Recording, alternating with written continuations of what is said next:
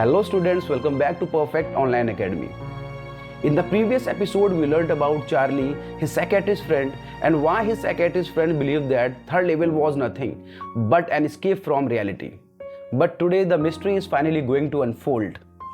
क्या चार्ली वाकई में 1894 में ट्रैवल करेगा या फिर इस स्टोरी में जो कुछ भी हो रहा है वो वाकई में चार्ली की कल्पना या इमेजिनेशन है?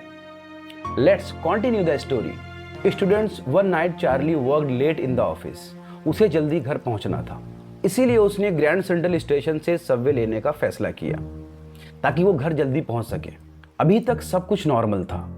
Charlie entered grand central through Vanderbilt Avenue. Vanderbilt Avenue से होते हुए चार्ली ग्रैंड सेंट्रल स्टेशन के फर्स्ट लेवल पर पहुंचता है. स्टूडेंट्स, फर्स्ट लेवल से जो दूर की लॉन्ग डिस्टेंस की ट्रेन्स होती हैं वो जाती हैं, लेकिन उसे कम डिस्टेंस वाली ट्रेन को पकड़ना था, इसलिए वो सेकंड लेवल पर गया. अब चार्ली सबवे की तरफ जा रहा था, लेकिन सडनली ही गॉट लॉस्ट. वो खो जाता है, अपना रास्ता भटक जाता है. चार्ली कहता है कि ग्रैंड सेंट्रल इतना बड़ा है कि हर बार कोई ना कोई एक नया कॉरिडोर या एक नया स्टेयरकेस मिल ही जाता है. कभी वो रूजवेल्ट होटल में पहुंच जाता है, कभी किसी ऑफिस की बिल्डिंग में, और यहीं पर ऑथर सस्पेंस बिल्ड करने की कोशिश कर रहा है. And grand central is like a tree. Charlie एक वेरी इंटरेस्टिंग कंपैरिजन करता है and he says, sometimes I think grand central is growing like a tree. वो कहता है कभी कभी मुझे ऐसा लगता है कि ग्रैंड सेंट्रल एक पेड़ की तरह बढ़ रहा है. यानी कि किसी पेड़ की जड़ें जिस तरह स्प्रेड होती हैं और फैलती हैं और दूर दूर तक चली जाती हैं, वैसे ही ग्रैंड सेंट्रल चार्ली के अकॉर्डिंग स्प्रेड कर रहा था.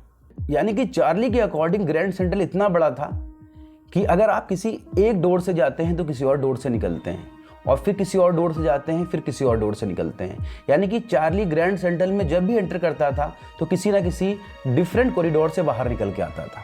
और ये एक्चुअल फैक्ट नहीं है, ये चार्ली की एक इमेजिनेशन है. स्टूडेंट्स, अब स्टोरी का सबसे मिस्टीरियस मोमेंट आता है. चार्ली एक कॉरिडोर में एंटर करता है. अब वो कॉरिडोर यानी कि गलियारा धीरे धीरे मुड़ता है और उस कॉरिडोर का रास्ता मुड़ते हुए डाउन की तरफ, नीचे की तरफ जाता है. चार्ली को लगता है यहाँ पर कुछ गलत है. And suddenly he hears talking people. अब वो अचानक से लोगों को बातें करते हुए सुनता है. उसको दूर से आवाजें आने लगती हैं लोगों की बात करते हुए. लेकिन समहाउ चार्ली आगे बढ़ता है और उसे आगे एक छोटी सी स्टेयरकेस यानी कि सीढ़ी मिल जाती है और वो उस स्टेयरकेस पे चढ़ता है. And then he reach the third level. Student, सबसे पहले चार्ली को लगता है कि वो सेकंड लेवल पर ही आ गया. उस लेवल पर आज के मुकाबले टिकट विंडोज काफी कम थी और लकड़ी का बना इंफॉर्मेशन बूथ था. यहां तक कि गैस लैंप्स तक जल रहे थे. वहां पर ओल्ड स्टाइल फर्नीचर है. चार्ली नोटिस करता है कि सब लोग ओल्ड फैशन क्लोथ्स पहने हुए हैं. लेडीज लॉन्ग ड्रेस में हैं और मेन के पास हैंडल बार मुस्टेक यानी कि मूछें हैं, और एक आदमी गोल्ड पॉकेट वॉच यूज कर रहा है. स्टूडेंट्स, 1894 में घड़ियों का हाथ में पहनने का फैशन इतना ज्यादा नहीं था. लोग वॉचेस को अपनी जेब में रखते थे. ये सब देखकर चार्ली को पहली बार शॉक लगता है. चार्ली को लगता है शायद हो सकता है मैं कोई कल्पना कर रहा हूँ. इसीलिए उस डेट को कंफर्म करने के लिए चार्ली न्यूज़पेपर देखने जाता है. और जब वो न्यूज़पेपर देखता है तो उस न्यूज़पेपर का नाम था द वर्ल्ड. स्टूडेंट्स, प्रेजेंट में जो न्यूज़पेपर द वर्ल्ड था वो प्रेजेंट में अब बंद हो चुका है, और उस न्यूज़पेपर की हेडलाइन में प्रेसिडेंट क्लीवलैंड का नाम था. बाद में चार्ली लाइब्रेरी जाकर वेरीफाई करता है और उसे पता चलता है डेट थी 11 जून 1894. अब चार्ली को यकीन हो जाता है कि वो प्रेजेंट में नहीं है. स्टूडेंट, चार्ली डिसाइड करता है कि अब वो यहीं सेटल हो जाएगा. He wants to buy 2 tickets for Galesburg, Illinois, because according to Charlie 1894 की लाइफ पीसफुल थी. No war, no tension, no stress and no pollution. People set outside their homes in 1894. 1894 में लोग अपने घरों के बाहर बैठते थे.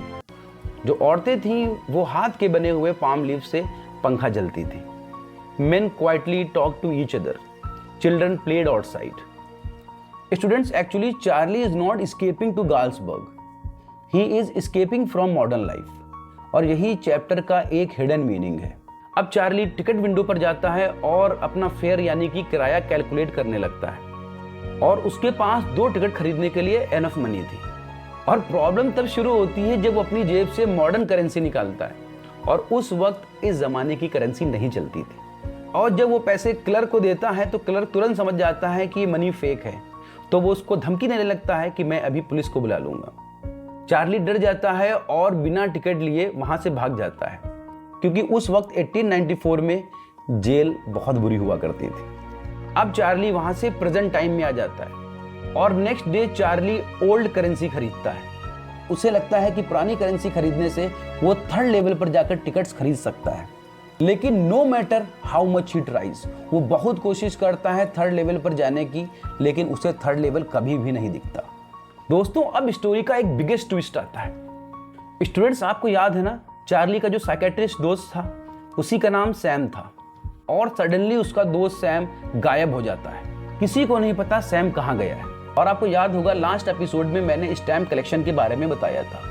चार्ली स्टैम्प कलेक्शन करता था और उसके ग्रैंडफादर भी स्टैम्प कलेक्शन किया करते थे। एक दिन चार्ली अपने पुराने स्टैम्प कलेक्शन देख रहा था और उसी स्टैम्प कलेक्शन में चार्ली को एक ओल्ड एनवेलप दिखता है जो उस जगह पर नहीं होना चाहिए था। लेकिन वो कैसे आ गया? जो लोग स्टैम्प कलेक्शन किया करते थे वो अपने आप को फर्स्ट डे कवर भेजते थे और उनके एनवेलप में कोई भी लेटर या पेपर नहीं रखा होता था। लेकिन चार्ली को जो ये एनवेलप मिलता है उसमें एक लेटर भी था, और लेटर पे लिखा था 18 जुलाई 1894। लेकिन ये लेटर किसने लिखा था? वो लेटर सैम ने लिखा था। सैम उस लेटर में क्या लिखता है, आइए देखते हैं। सैम लिखता है, I found the third level, मुझे थर्ड लेवल मिल गया, कम बैक, वापस आ जाओ। अब रहस्य और भी गहरा हो जाता है। Was Sam really there? क्या सैम वहां पर वाकई में था, या ये भी चार्ली की इमेजिनेशन है? ऑथर ने इंटेंशनली इस क्वेश्चन का जवाब नहीं दिया है। फ्रेंड्स, यहाँ पर राइटर ने रीडर्स के लिए ही इसका आंसर ढूंढने के लिए कहा है। राइटर रीडर से कहना चाहता है कि ये मैंने स्टोरी आपके ऊपर छोड़ दी है, आप अपने दिमाग से इसका रिजल्ट निकालिए कि इस स्टोरी का रिजल्ट क्या हो सकता है। दोस्तों, मेरे हिसाब से इस स्टोरी के दो रिजल्ट हैं। पहला ये कि हो सकता है चार्ली मॉडर्न लाइफ से इतना स्ट्रेस था, इतना परेशान था कि वो चाहता है कि पहली वाली लाइफ ही अच्छी थी, तो जो कुछ भी इस कहानी में हुआ वो हो सकता है चार्ली की इमेजिनेशन यानी कि कल्पना हो। कि दूसरी बात ये कि चार्ली अपने फ्रेंड सैम, जो उसको साइकेट्रिस्ट फ्रेंड था, उससे बार बार बताता है कि मैंने थर्ड लेवल देखा है, और उसकी बात पर कोई भी यकीन नहीं करता। तो हो सकता है सैम को उसकी बात पर कहीं ना कहीं यकीन हो और वो खुद गया हो उस लेवल को चेक करने के लिए, और जब चार्ली थर्ड लेवल से वापस आया था और उसी वक्त सैम भी वहां पर चला गया हो, और जब सैम वहां पर चला गया तो उसने चार्ली को कंफर्म करने के लिए लेटर भेजा, जो 1894 का लेटर चार्ली को प्रेजेंट में मिलता है। दोस्तों, ये एक साइकोलॉजिकल स्टोरी है और ये हमें एस्केप फ्रॉम रियलिटी के बारे में बताती है। In my opinion the third level is not really about time travel, it is about human psychology. जब इंसान किसी स्ट्रेस से थक जाता है तो वो मेंटली एक बेटर वर्ल्ड की इमेजिनेशन करता है, और जो थर्ड लेवल है वो एस्केप फ्रॉम रियलिटी को सिंबलाइज करता है। And Galesburg symbolises peace, happiness and simple life, और modern city symbolises stress, fear, competition and worries and war. दोस्तों, मुझे बताइए, who is the narrator of this chapter? What does the third level symbolise? Why did Charlie want to go to Galesburg? Who was Sam and what is the first day cover? Friends, ये जो questions मैंने बोले हैं ये board exams के लिए काफी important है।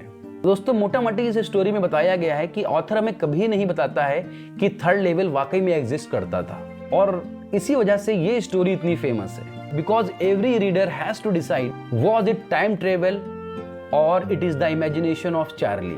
May be the third level exist only for those who desperately want to escape from reality. So thank you students. If you liked this explanation, please don't forget to like, share and subscribe to Perfect Online Academy. Until then, keep learning and keep growing. Bye.